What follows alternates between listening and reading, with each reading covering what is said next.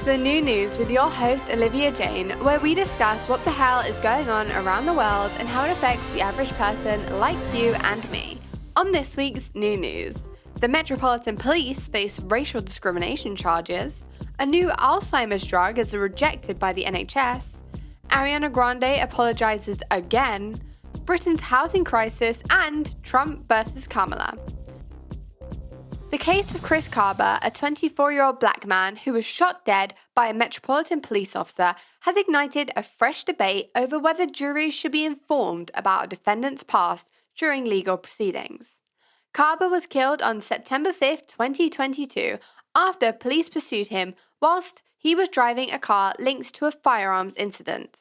He was unarmed when an officer fired a single shot, leading to his death. The shooting has sparked public outrage, with widespread protests calling for justice and accountability from the police. As the case moves forward, one key issue is being discussed: whether the jury should be made aware of any history of violence Kaba may have had. Supporters of this approach argue that a person's past could provide important context, potentially influencing how law enforcement officers assess the level of threat.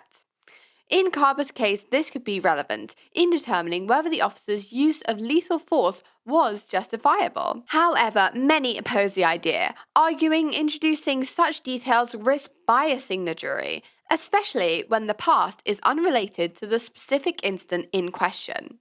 Critics emphasize that the focus should remain on the officer's decision to use deadly force, not on Kaba's personal history. They argue that bringing up a history of violence could unfairly shift attention away from the central issue of police accountability and reinforce harmful stereotypes about marginalized individuals.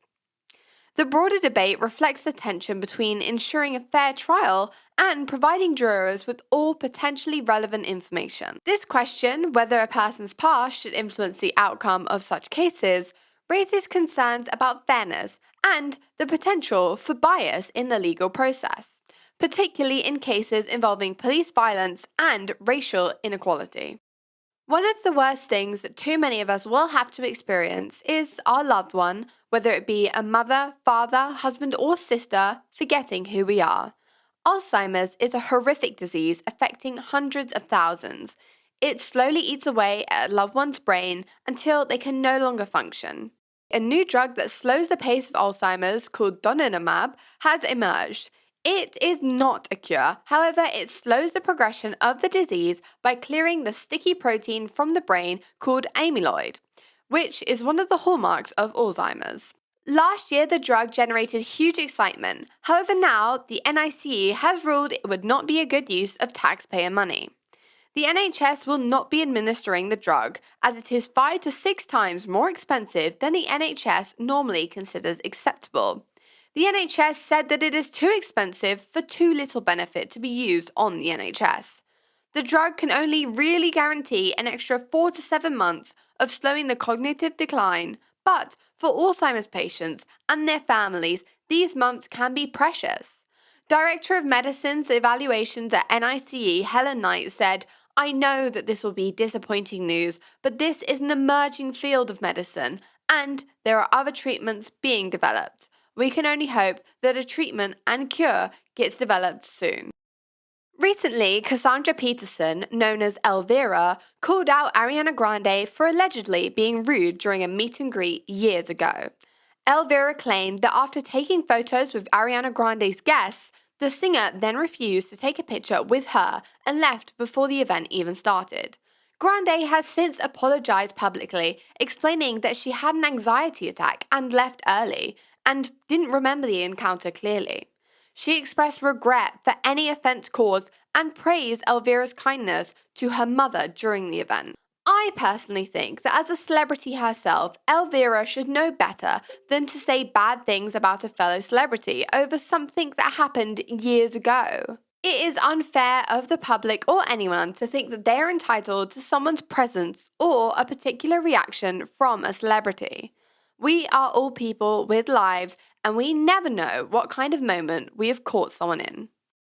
In Britain, the housing crisis often sparks debate on building new homes. However, with nearly 700,000 properties sitting empty, Experts argue that the focus should shift towards utilizing these existing resources. While some councils make effort to engage owners of vacant homes, there's no legal duty to address the issue. Complications such as family disputes and probate delays often keep these properties off the market. Without a concerted effort from government and local authorities to prioritize these empty homes, the solution to homelessness remains frustratingly out of reach.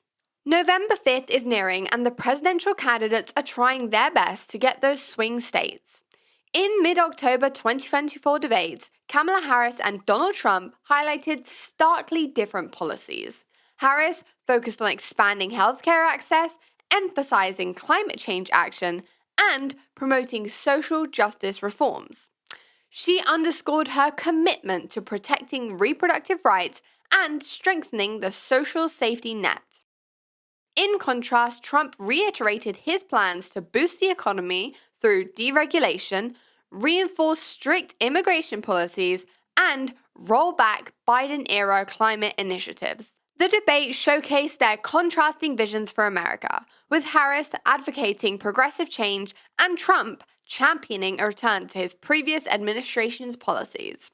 Who will sway the American public? We will find out in under 2 weeks. And that's it for this week's news. Make sure to like, subscribe, and comment down below to join in the discussion. Make sure you are following us on New News with OJ on TikTok, and I'll see you next week for more new news. Bye!